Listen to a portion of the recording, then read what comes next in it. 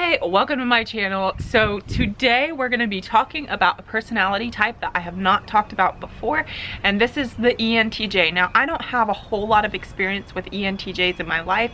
Our personalities usually aren't that attracted to each other. However, I do residential house cleaning, and my clients are always extremely successful people, and in these situations I do run into ENTJs. The story I'm going to tell you about is a client that I've had for I think right around 5 years. I think it was 5 years this past winter, or was it 4 years? So it's been an ongoing relationship, and the guy of the house was the one that decided he wanted me as a house cleaner, and I'm just going to start at the beginning. So what I do when I pick up clients is I always, if I get a phone call or a text message or somebody tells a friend that they want me to clean their house, I always ask my other clients if they recommend that I pick up this job. I only have a certain amount of slots in my schedule, and I want the best life possible, so I do not want anybody that's going to cause drama or problems. Like, I screen my people, and I expect that they do the same for me, and it works out really well. I have a very easy just no conflict in my schedule. So I got a call from this guy, call him Bill, and this was, I think it was like in July, maybe June, I don't know, but I got a call and this guy wanted me to clean his house. So I was like, well, I don't have any openings right now. Like, I needed to buy time so that I could screen him to see if I wanted to clean for him.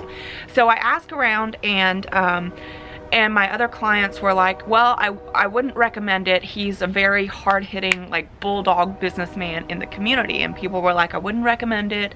He just didn't come highly recommended. So he called me about a week later, and he was like, do you have any openings? And I was like, no, I don't have any openings. Like, I had decided I wasn't going to pick up this house.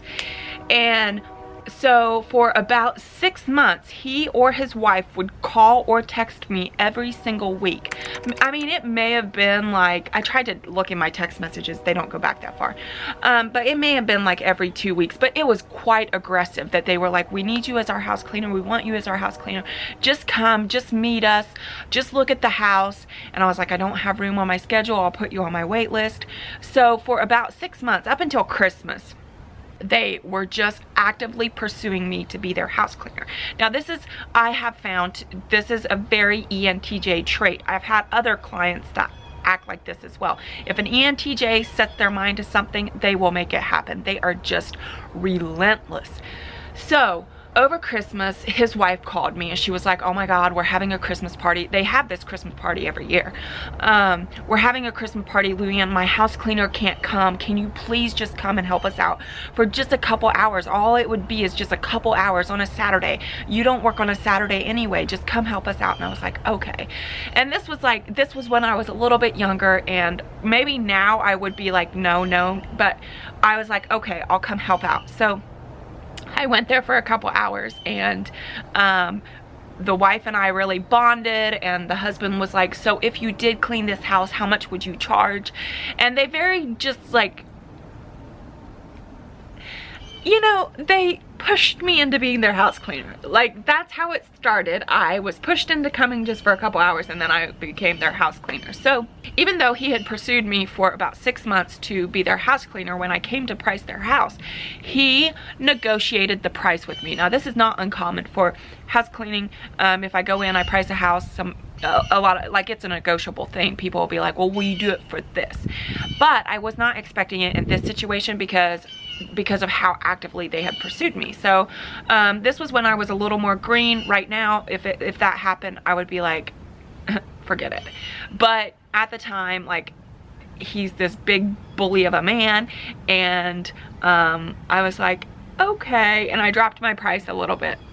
So I went into this house cleaning situation with my price a little lower than I had wanted it, which meant when the child of the house became a teenager. Little boys can go from being neat, tidy people to being teenagers and being complete disasters. So when that happened, the house was taking longer to clean, and I needed to up my price. And then my prices went up, and I needed to up my price. And then they got a dog that shed, and I needed to up my price. Every time I went to up my price, Bill and I would get into these arguments about the price. Now, I know that Bill absolutely loves when I come to the house. He follows me from room to room just to chat. He tries to find out everything about my life.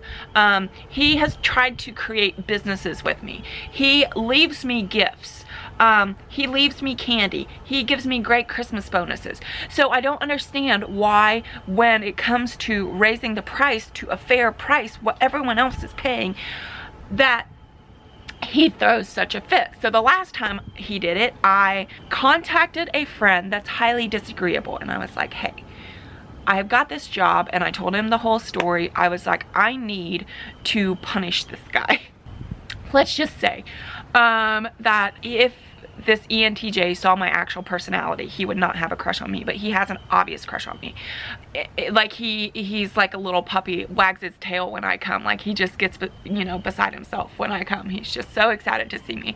And that is because I'm more of a quiet, like docile creature when I'm working than I am on camera. If he saw my real personality, he probably wouldn't have a crush on me, but he obviously does. So I contacted an ENTP friend of mine, and I was like, hey, you're a very disagreeable man, and I told him the situation. I was like, so I feel like he needs to be punished. How should I handle this? And I had an idea of how I was gonna do it. I was just gonna leave my earphones in the entire time I was cleaning the house so that he couldn't have a conversation with me, and just completely ignore him. And my ENTP friend was like, well, that's going a little hard.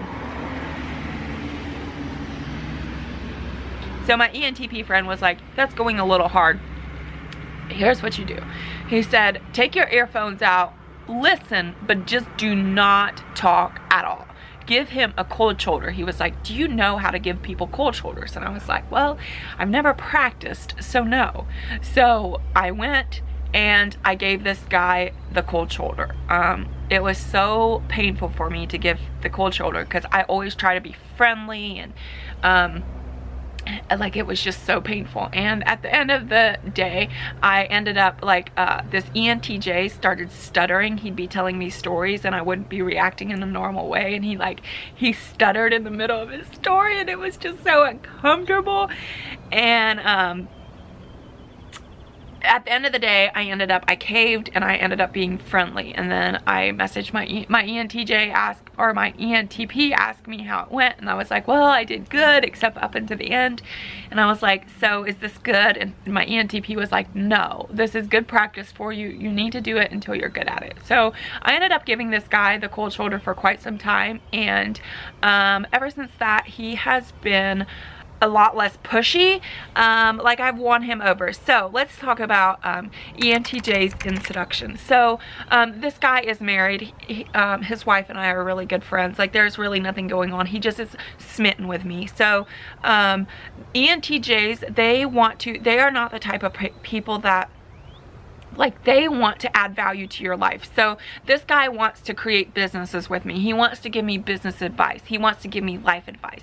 Like if I opened up and told him about my life more, he would have so much advice to give. He wants to impress me with his abilities and his skills and his resources, and he wants to make my life better. Whereas an ENTP more likes to make you feel so good that you submit to them, and ENTJ wants to, maybe is the right word, own you. I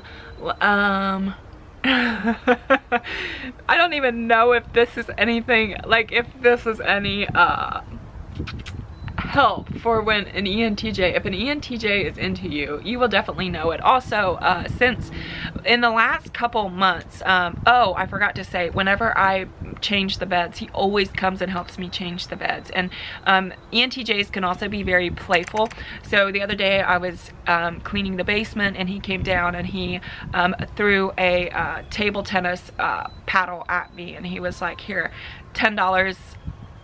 winner gets $10 or yeah, whatever. So we played a little table tennis. Like, they can be very, very playful if they like you. And I won, and he didn't give me the $10, even though he ended up giving me a gift card the next time I came for a meal. But yeah, is that the end? Listen, if you guys have a better way of listing out the signs of an ENTJ having a crush, like, list it in the comments below. Thanks for being here. My name is Luann. Go ahead and hit that like and subscribe button.